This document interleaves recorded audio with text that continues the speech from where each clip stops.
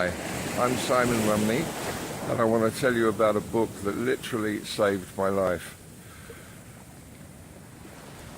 I wrote it after a life of never writing anything in my life because I was too embarrassed about a learning disorder I had that was really undiagnosed. As a child, I was dubbed lazy and stupid rather than dyslexic as you would be today. I became very depressed and very, very dysfunctional and, let's face it, suicidal. And I had a choice. I could either take course A or I could sit down and write. And somehow, instinctively, I sat down and started to write my story. And what came out was a story of a character with my problems, but set in Rome, and not even of my gender.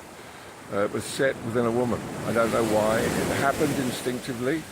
And I read that story, and it was like, I wrote that story, and it was like therapy.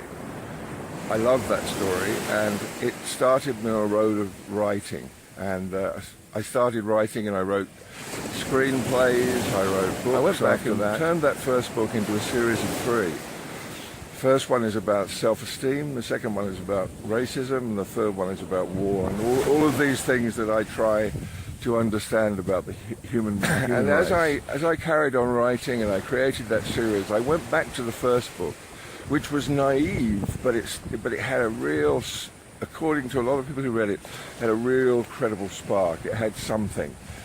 That's something that we don't really know, but it was there. And I went back and I re-edited it using all of the experience I had of working with the craft over the last 15 years. And I kept the story, I kept the pain, I kept the character, but I made the prose better.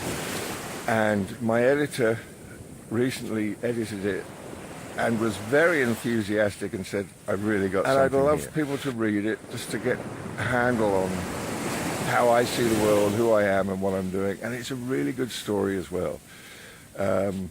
Please, I hope you read it and I hope you enjoy it. Bye-bye.